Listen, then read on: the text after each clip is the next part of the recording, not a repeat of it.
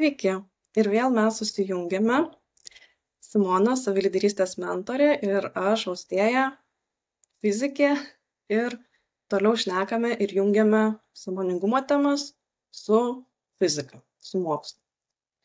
Ir mes jau šiek tiek šnekėjome šią temą, pradėjome galbūt lipti į šitą temą, bet šiandien dar labiau išgryninsime šią temą. Tai yra apie tikrovę ir iliuzijas. Tokia, kokia yra ta tikrovė, kaip jinai atrodo, ir kaip mes suprantame savo aplinką, kokias iliuzijas kuria mes ir mūsų protas. Kai sakiau, kad šiek tiek jau užsiminėm, tai aš referuoju į mūsų prieš tai darytą įrašą apie tai, kad viskas yra viena. Ir šnekėjom, ėjom, gilinomės, kas yra objektai, iš ko jie sudaryti, ir nuėjom į tokią išvadą, kad visi objektai sudaryti iš 3 pagrindinių dalelių. 2 kvarkų ir elektronų.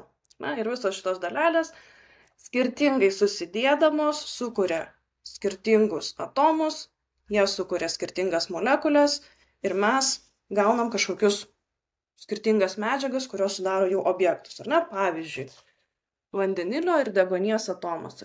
Turi vandenilis mažas atomas, turi vieną protoną branduolį ir aplinkui elektroną. Deguonis jau turi daug protonų, neutronų branduolį ir aplinkui jau daugiau elektronų. Bet medžiagos tos pačios, jos susidėlioja ir sukuria kažkokį tai objektą, kažkokią medžiagą, tą, ką mes jau matom. Ir tame video taip pat šnekėjome, kad čia taip pavaizduoti, kad yra didelis branduolys ir mažiukai tie elektronai aplinkui.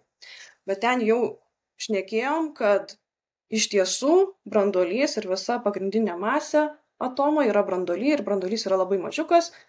Jeigu prisiminsim, toks palyginimas buvo Vilniuje, katedros aikštėje aš stoviu su 2 cm kamuoliuku, tai čia yra branduolys, o elektronai skrieja kažkur Lukiškių aikštėje, tai yra toks didelis atstumas, tai va ten kažkur prasideda tik tai elektronai pirmieji. Tai iš esmės visa materija yra tuštuma, tai daugiausiai yra tuščios erdvės. Tai jeigu yra tuščios erdvės, mes irgi aiškinamės, kodėl mes nepraeinam pro sieną, kodėl aš galiu vis tik paimti tą tušinuką į ranką, kodėl jisai man, jeigu čia yra, tuščia erdvė, įsivaizduokim tuščia, kodėl vis tik aš jį galiu laikyti ir aš jaučiu, kad jisai kietas, jis spaudžia, aš jau nesuspaudžiu, jisai kietas. Kodėl visą tai matosi ir jaučiasi mums, kaip kietas objektas. Ir čia prasideda ne tik tai, kad yra sudaryta iš atomų, bet ir iš to, kad tos dalelės tarpusavy sąveikos. Atsiranda sąveikos. Atsiranda kažkokios jėgos, energijos sąveikos.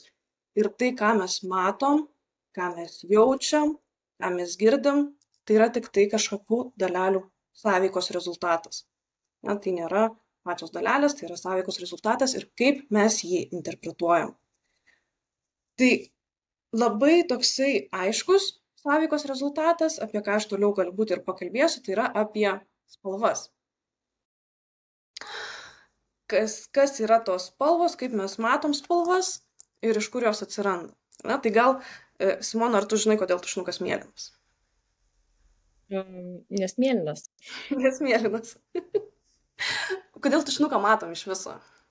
Ko reikia, kad matytume, gal žinai?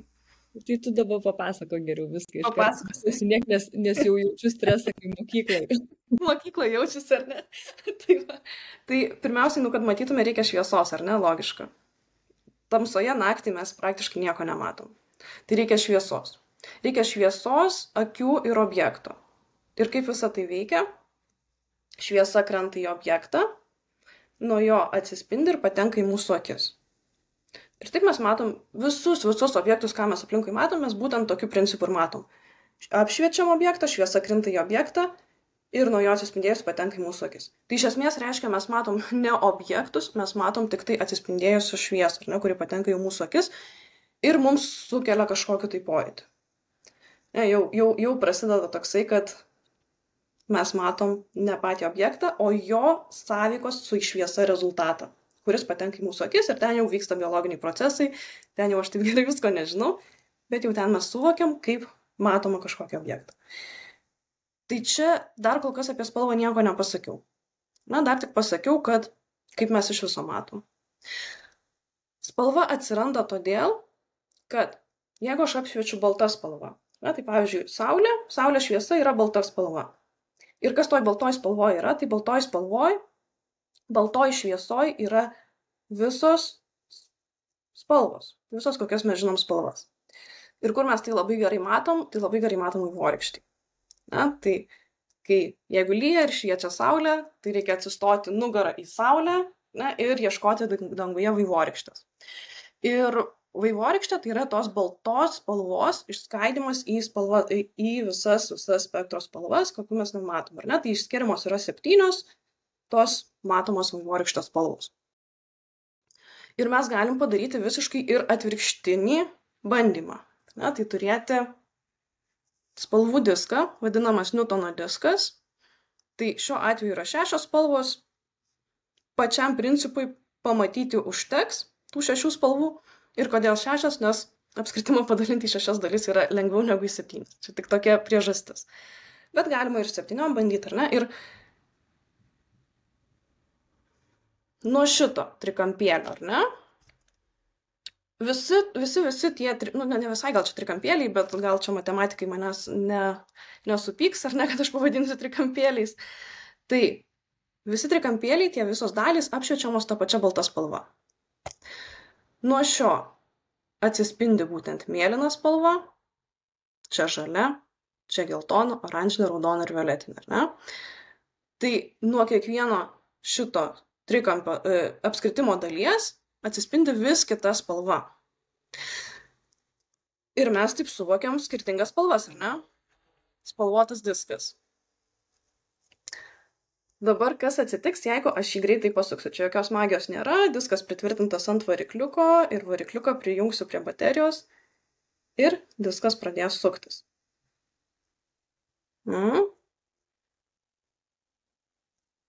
Taip.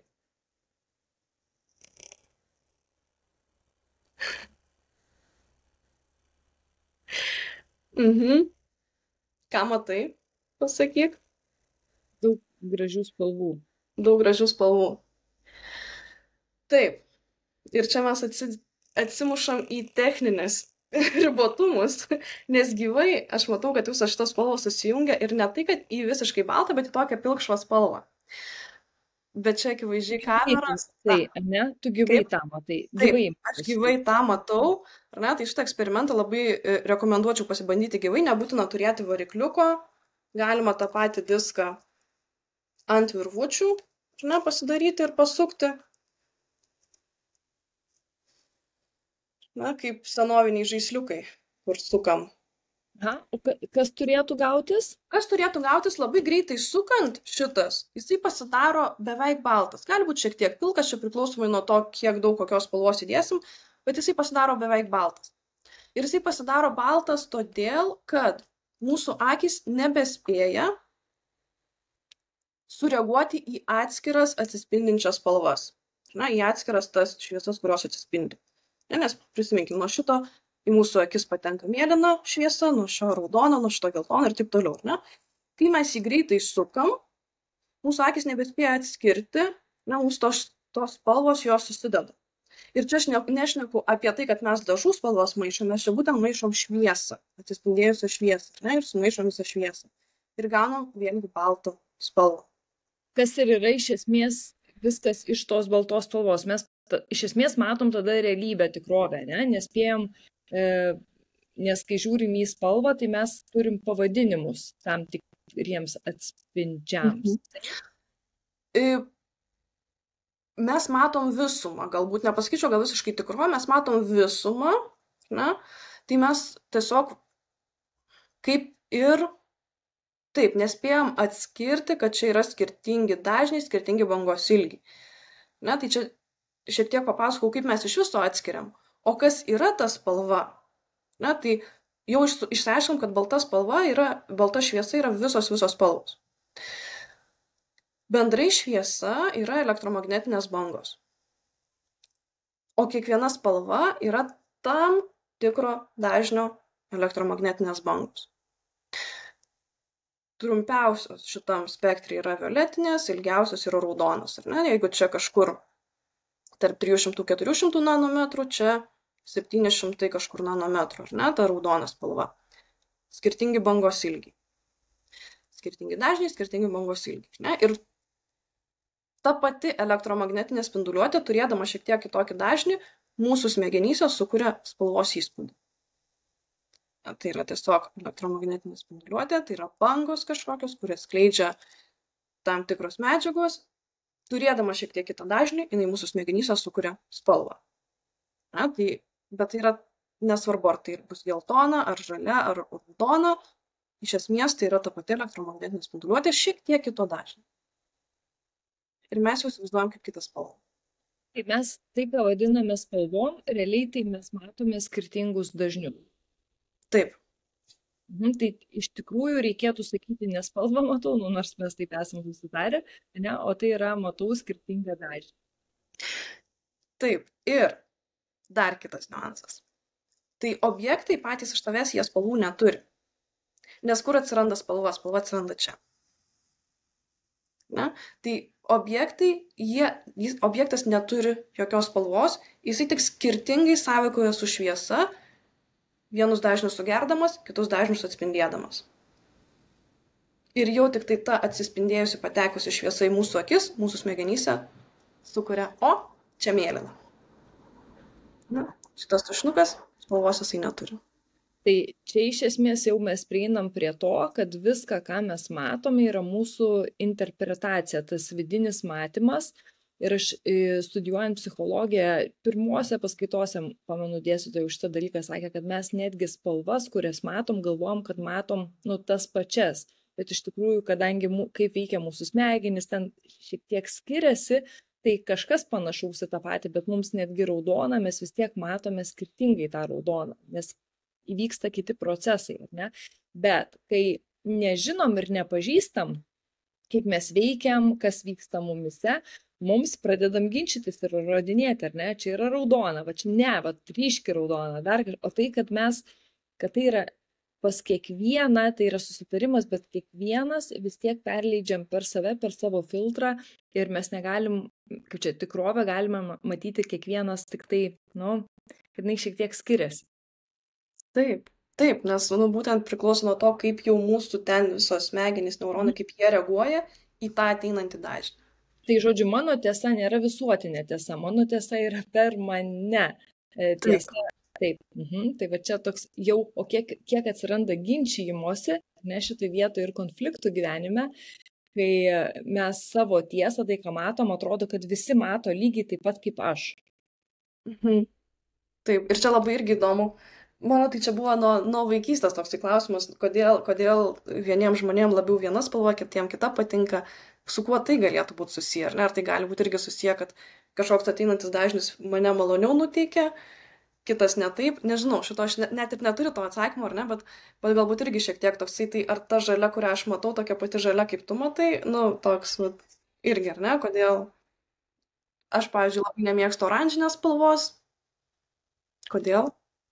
Jo, bet čia galbūt būtų galima bandyti aiškinti per tai, kad vis tiek kiekvienas dažnis, jis mus kažkaip tai veikia mūsų sistemą. Ne šiaip sau yra žalia spalva, labiau tokia raminanti, ta gamtos spalva ir kad tiesiog vieni gerai jaučiasi, bet kaip nervų sistema vis tiek ramina.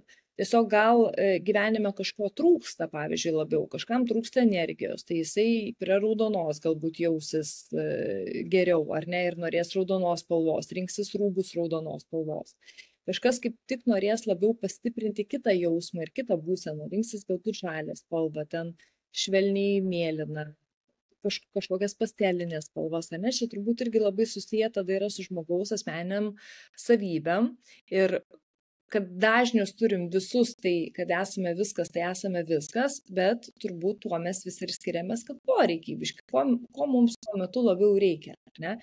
Ir kažkokių galbūt spalvos mums veikia per daug intensyviai, jeigu kaip tik mums reikia kitų dalykų, tai vat, galbūt tos oranžinės, pažiūrėjau, tau nesinori, o kažkas tai kaip tik ten džiūgautų ir energijos turėtų ir šypsena ir džiaugsmas kiltų pamačius tą spalvą ir norėtųsi ją nešioti daugiau. Gali būti ir taip. Tai čia apie spalvas, ar ne, ir apie tą elektromagnetinę spinduliuotę. Kitas irgi toks labai įdomus dalykas, kas yra iš tiesų susitarimas kažkoks tai pojūtis, ar ne visiškai tikrovė, tai apie temperatūrą. Kas yra temperatūra, kaip mes ją suvokiam, šiluma, temperatūra, gal tiek nesiplėsiu į detalės, bet labiausiai apie temperatūrą, kada mums būna karšta arba šalta ir kaip tas pojūtis, ar ne, karščio ir šalčio atrodo. Tai žinau, kad tikrai vaikystėje esu darius tokį eksperimentą, nežinau kaip kiti, ar pasakys, ar tu esi darius, pasiemi 3 indus vandens, 3 indai vandens. Karštas vanduo, šaltas vanduo, kambario temperatūros vanduo. Laikai rankas vieną karštam, vieną šaltam vandenį, ar ne, palaikai kiek ten pusę minutės, minutę kažkiek, ar ne, ir tada abi sumerki į tą kambario temperatūros vandenį. Tai rankai, kuri buvo karštam vandenį, čia atrodys šalta, tai rankai, kuri buvo šaltam vandenį, čia atrodys karšta. O vanduo tas pats. Na, tai jau mes kažkaip, ar ne, atsinešam buvusią informaciją į čia ir jau skirtingai suvokiam. Na, nors į tą patį visiškai indą sumerkiam abi rankas ir visiškai tas pačios temperatūros vanduo, bet mums jau jaučiasi jisai skirtingai. Tai čia labai toksai įdomus eksperimentas, kuris parodo, kad temperatūra irgi yra tokia ganėtinai reliatyvus suvokimas nuo to, kur mes buvom prieš tai, kaip mes jautėmės prieš tai ir ateinam į kažkokią tai bendrą galbūt erdvę ir jau visai kitaip suvokim tą temperatūrą, negu kitas galbūt žmogus, ar ne, jeigu iš pirties į vandenį ir iš, nežinau, žiemą ir tiesiog į vandenį, tai šiek tiek irgi skirtingai suvoksim.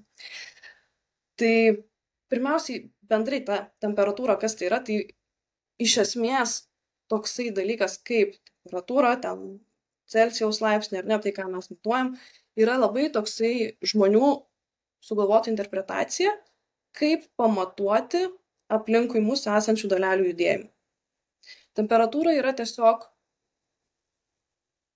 vidutinė judančių dalelių kinetinė energija. Na, tai toksai suvidurkinta, ar ne, ta visa energija, kurią turi aplink mūsų esančios dalelės. Tai mes jau kaip ir kalbėjom, ar ne, ir prieš tai tam video kalbėjom, kad viskas turite iš dalelių ir čia net jeigu aš čia tik rankom mosikuoju, ar ne, atseit nieko nėra, iš tiesų yra oras, kuris pilnas dalelių.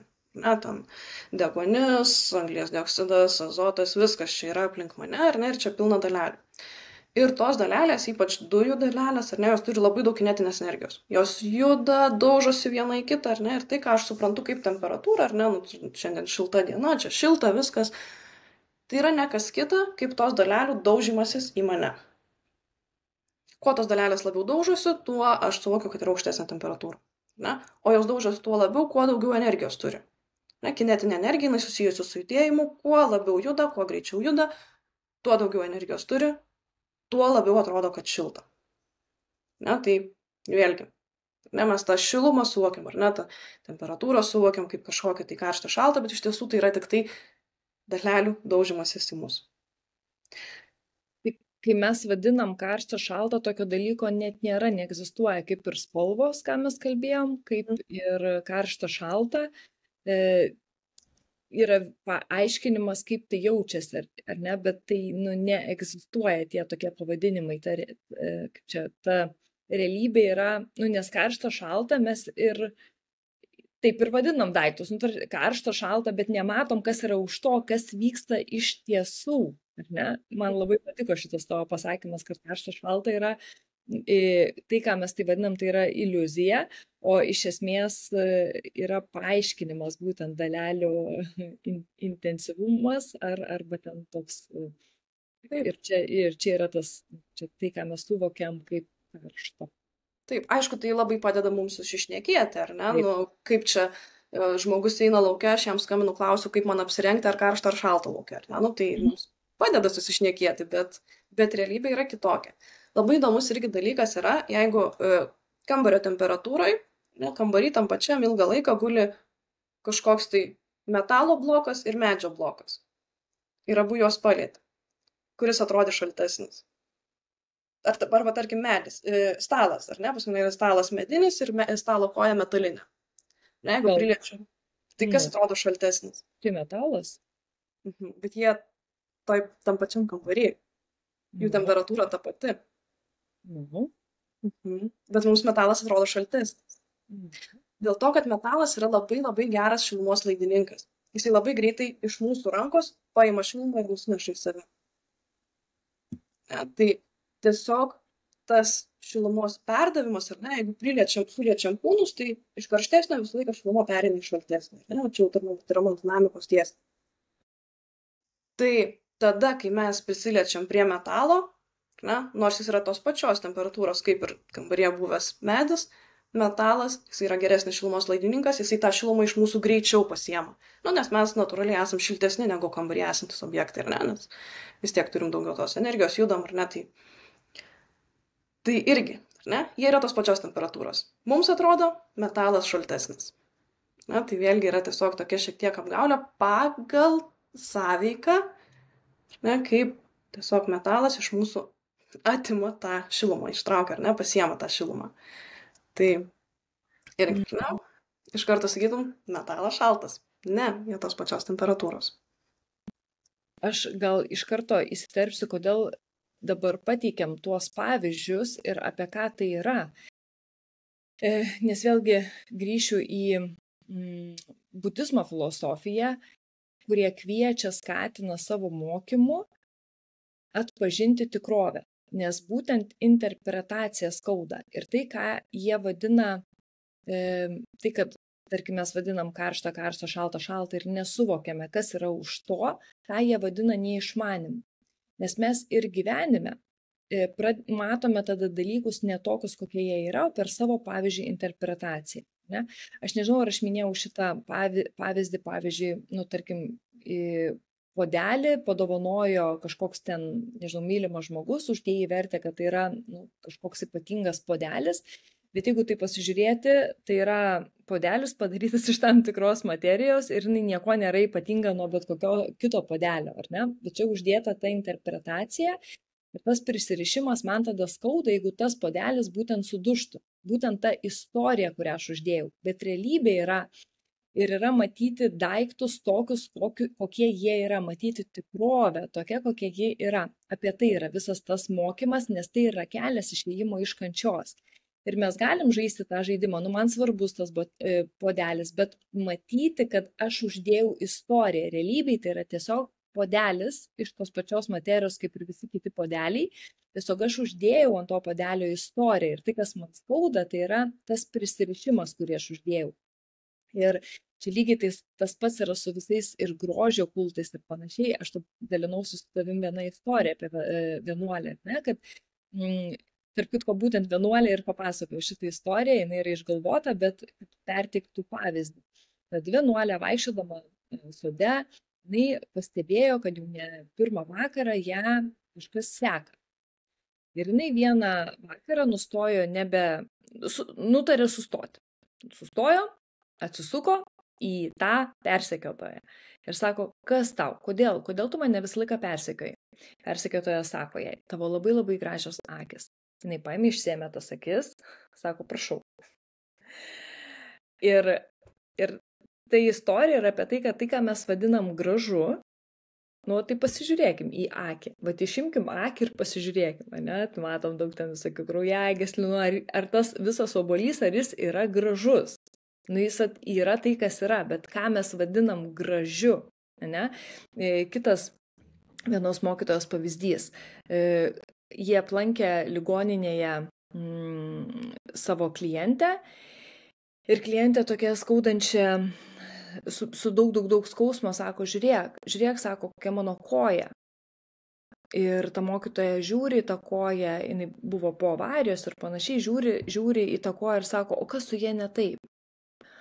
Negi tu nematai, pasižiūrėk, kokia šita koja, jinai yra baisi. Sako, žiūriu į tą koją, bet aš nesuprantu, kas čia baisaus. Mokytoja, pasižiūrėk į dešinę koją, matai dabar dešinę koją, o dabar pasižiūrėk į kairę koją, matai kokia kairė koja, lyginant su dešinė. Ir mokytoja sako, tai tau skauda, kai tu tą koją palygini su ta kita koja, bet jeigu be palyginimo tiesiog žiūri, tai yra, kas yra. Nėra, kas yra gražu. Gražu yra sukurtas dalykas. Tai nesakau, vėlgi, kad mes nekalbam apie gražius dalykus, nes kažkokios spalvos yra mielos, mes vis tiek vadinam pagal pojūtį, kaip mums kažkas jaučiasi. tarkim, estetika, gražūs dalykai irgi mus veikia, ta tvarka, mūsų veikia nervų sistemą, raminančiai, negu kad chaoso, pavyzdžiui, matymas. Lygiai taip pat kaip ir spalvos. Mus veikia tai, bet iš tikrųjų tai jeigu pasižiūrėt, kad atskirti tą dalyką, kad yra mūsų taip nervų sistema reaguojanti tam tikrus dalykus, bet tikrovėje nėra tokio dalyko kaip gražu. Ir kai sako, ką mes vadinam gražu, pavyzdžiui, gražus žmogaus kūnas, gerai sako, priartėkim prie odos, dar priartėkim, pamatysim ten kokios nors ten odos ar kutės, dar kažką ten vaikščiantis, einam dar gilyn, raumuo, kas ten gražaus, ar ne, ir imkim, ką vadinam gražų žmogų, negražų žmogų ir jeigu eisim gilyn, kas ten yra tas gražu, ar ne? Tiesiog mes susikūrėm vaizdinį, kažkokius ten matmenis, dar kažkas, ką mes vadiname gražu ir tai per laikmetį irgi keičiasi. Ir čia ir yra tas tikrovės matymas, tiesiog visą laiką žinoti, ką aš vadinu gražiu. O kaip yra iš tikrųjų, tai ką mes vadinam gražia spalva, tai yra tiesiog elektromagnetinės bangos. Tai ką aš vadinu ten garsu, tai net nėra garsu. Tai ką vadinu šalta karšta, tai yra tiesiog judančios dalelės. Ne? Ir tas pamatymas tikrovės, jis iš esmės keičia, čia ir yra išėjimas iš to kančios rato. Mes prisirišam lygiai taip pat prie žmonių, pamirždami, kad viskas yra laikina ir viskas kinta. Taip. Ir čia, tie pavyzdžiai, kur pateikiam, žinai, iš tos fizikos pusės, ar ne, tai tie, kurie yra, kur atlikti eksperimentai, stebėjimai, ar ne, ir mokslas gali paaiškinti, kad čia tavo ta matoma spalva, iš tiesų yra tas elektromagnetinės bangos, ar ne, kad ta temperatūra, kurią jauti, iš tiesų čia yra tik tai dalelės besidaužančios, bet iš tiesų, taip man atrodo, kiek dar yra, ko mokslas, negali to, ar ne, paaiškinti, kur ir pasakyti, kad čia yra tik tai tavo susikurta iliuzija, ar ne, tai tiesiog, yra dar tų dalykų, kur nėra taip, ar ne, akivaizdžiai paaiškinta, bet ko gero vis tiek gali būti ta tiesiog susikurta iliuzija ir tik tai, kaip mūsų kūnas reaguoja į tam tikrus kažkokius tai ateinančius dirgiklius. Ir dabar apie tai, kokia yra mintis dabar apjungiant tą sąmoningumą ir fiziką, tai tikrai jeigu pasižiūrėsim, skauda visada nematymas tos tikrovės ir realybės. Pažinimas pasaulio, kaip jisai veikia, nuima šiek tiek romantikos, bet kartu ir tas tikrovės matymas, jisai įžemina labai stipriai. Atrodo, mes norim tikėti tom pasakom, senelių šalčių, ten dar kažkas, ar ne? Ir ta tikrovė atrodo, kažką atėmė gražaus. Bet iš tikrųjų, kai aš susikuriu tą kažkokią pasaką, kurią tikiu, ir kad ji daro mane laimingą, aš ir nematau realybės, nematau tikrovės, nėra tokio įsižeminimo, nėra susitikimo su pasauliu. Ir man tai tik todėl, kad man labai patinka būtent budizmo ta filosofija, idėja ir kvietimas matyti tą realybę ir aš matau, kad čia vienintelis kelias man asmeniškai, aš kito nepatyriau, kaip išeiti iš kančios, tai tik tai tada, kai tikrai pradedi medituoti į šitą akimirką ir kad joje nėra netgi tokio dalyko, kaip ką mes dabar vadinam kančia. Pavyzdžiui, aš dabar galėčiau tau sakyti, Austėja, aš labai kenčiu. Ką tai iš tiesų reikštų? Aš sėdžiu čia prie stalo su tavim, matau video, galiu apsižvalgyti, kurioje vietoje yra kančia. Čia gėlė, čia puodelis, čia stalas, kurioje vietoje yra kančia. Ai, tai man pojūtis kažkoks jaučiasi, galbūt skrandyje. Ai, tai kančia aš pavadinau pojūtį kūne. Ne? Ir nes, tarkim, kažkoks draugas kažko man nepadarė. Ten pavyzdys, negavau, ko norėjau, negavau gal tinkamo tokio pažymio, kokio norėjau. Pavyzdys. Bet čia ir dabar tai yra tik tai mintis, tai man skauda, realiai pojūtis yra į tam tikrą mintį. Bet, o ką tai reiškia? Ne? Ką reiškia tada pažymys? Aš to parašau ten, tarkim, 10, vienas jausmas, parašau 2, kitas jausmas. Bet iš esmės vis dar parašytas kažkoks skaičius. Ne? Va čia yra tikrovės matymas. Bet uždėta visa ta istorija, kad man skauda, skauda, nes aš susieju 10 čia šaunuolis ir taip toliau, ten 2, 3 nesėkmė, nes yra istorijos pririštos. Bet čia ir nėra tada išsilaisvinimo, ne? kaip pavyzdžiui, irgi žmonės galvoja, kad, nu, vat, kai turėsiu daug pinigų, ne, kas dabar yra šiais laikais iš viso pinigai, tu atsidarai sąskaitą ir matai skaičių. Net neturi rankose šito dalyko, ar ne? Tai ant kiek iškreipiam tą tikrovę, kuri ir paskui tos interpretacijos ir skauda. Tai čia yra apie tai, ar ne, kad matyti tikrovę ir iliuzijas. Ir kad kai net tas garsas, oi, graži melodija. Net tu pasakoji, man atrodo, kad buvai koncerte ir negali klausytis koncerto jau, nes girdi, kad tai, ką vadinai gražu, yra kas ten, kažkaip tu dalinais vienu. Irgi, ar ne, tai, nes garsas irgi yra iš esmės ne, kaip, panašiai kaip šviesa, bet nu, šiek tiek kitokios bangos, ar ne, tai bet koks virpantis objektas išvirpina šalia savęs esančias daleles, ar ne, ir tas virpėjimas pasiekia mūsų ausis. Na, tai iš esmės yra tik tai judėjimas dalelių, ar ne, toks, jis yra tvarkingesnis negu tai, ką mes vadinam temperatūrą, ar ne, tai yra tvarkingas, toksai banguojantis dalelių judėjimas, ar ne, galim įsivaizduoti kaip ir jūros banga, tai taip visos tos molekulės bevirpėdamos pasiekia mūsų ausis ir ten ausies būgnelį pajudina ir mes tai girdim kaip garsą, ar ne, ir ten greičiau virpa girdėsim aukštesnį garsą, lėtai virpa, girdėsim žemą garsą, ar ne, matai, iš esmės yra tik tai mūsų ausų būgnelių virpėjimas sukurtas dėl to, kad jį pasiekia virpančios molekulės. Taip. Ir šitą, kai šitą kažkaip labai, galbūt mokykloje per pamokas mes jam šitą temą, ar kaip, ir aš man į koncertą tuo metu nuėjau ir tikrai tiesiog žiūriu, ar ne, būgnas vienaip virpa, vienas, žinai, skleidžia garsą, kitas kitaip. Aišku, koncerte dar viskas nueina mikrofoną, kur tas virpėjimas pastiprinamas ir išeina per kolonėlės. Irgi įdomu pastebėti, ar ne, kad kolonėlės surenka visus tuos skirtingus garsus ir paskui virpindavos membraną, na, išskleidžia tą jau sustiprintą garsą. Tai. Bet kai aš pati ir filmus buvo vienas toks etapas, kai žiūrėdavau, žiūri filmą, kuri ten graži scena ir kadangi yra šiandienai daug parodyta, kaip kuriami filmai, ar ne, tai aš jau iš karto matau tą tikrovę, kad ten ta graži scena, kurią protas susikuria, iš tikrųjų ten yra pilna žmonių šalia ir tai yra tiesiog kelių sekundžių kadras. Ir būna tokie etapai, kur buvo tokie irgi etapai, kur tas tikrovės matymas atima tarsi džiaugsmą kažkokį. Tai tarsi tas, kaip tu dabar sėdi koncerte ir tarsi nebe koncertą matai, o tą realybę, ar ne? Bet kas keičiasi ilgoj perspektyvoj, neužneigiant tos realybės, tai yra, kad pradedi irgi žavėtis, kaip veikia mūsų smegenys ir kad sukuria iš to muziką ir galima paskui žavėtis tą muziką, bet nepamirštant, kas yra iš tikrųjų. Ta tikrovė ir ta tikrovė visur kur, santykiuose, ne?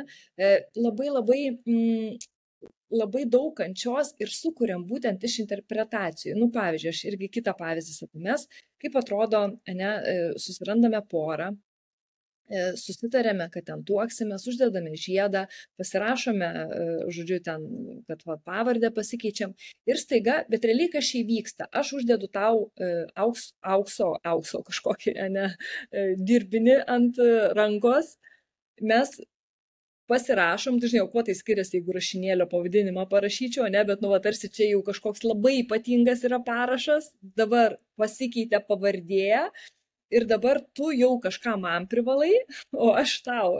Ir tarsi mes dabar vienas kitam turim įsipareigojam, žinai, kažko būti.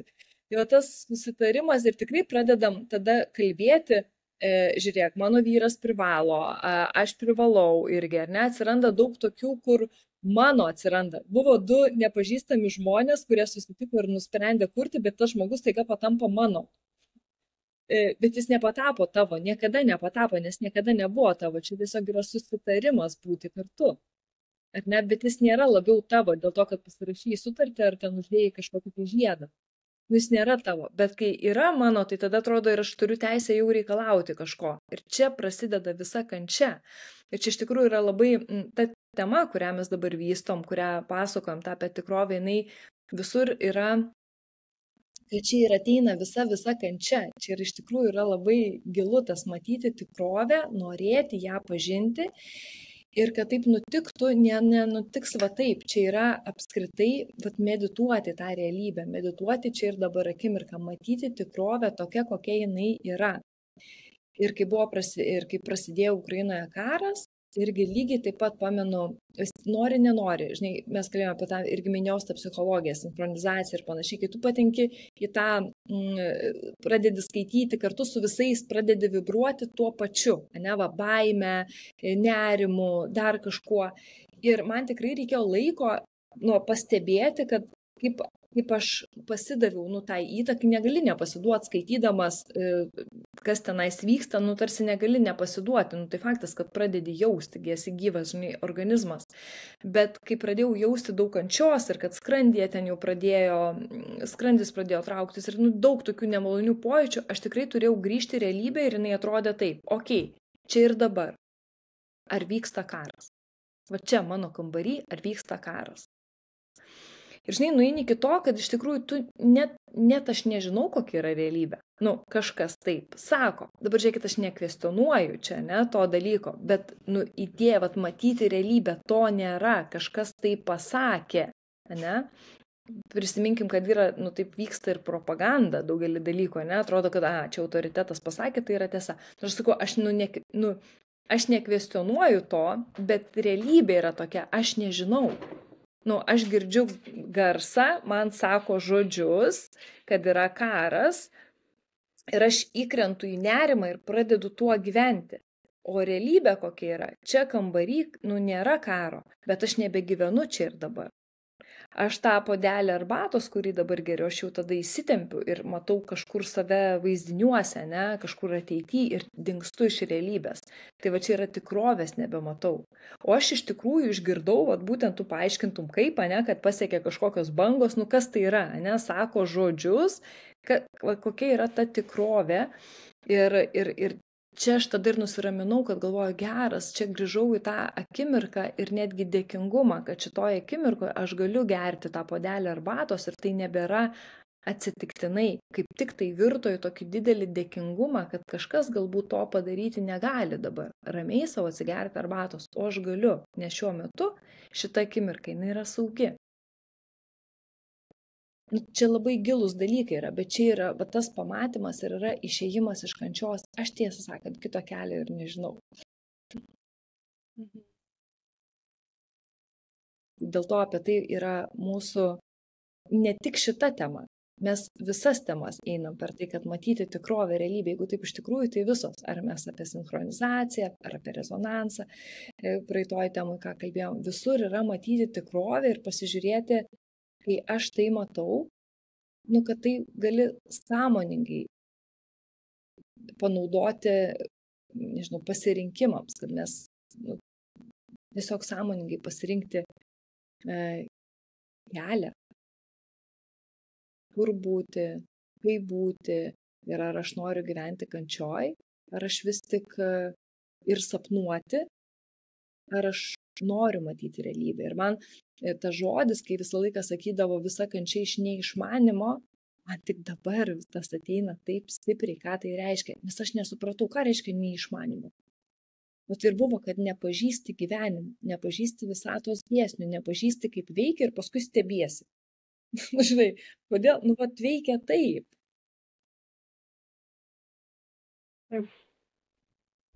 Tai va, apie tai mūsų ir visas susitikimai. Šiam kartui turbūt tiek. Tai va. Nes tos pavyzdžius, kurios pasidalinai visi, ne, jau čia buvo ištraukti. Visi pavyzdžiai.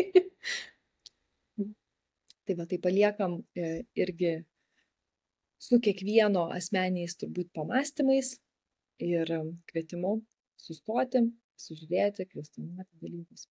Ačiū Austėja už tai, ką kuriame kartu. Iki. Iki.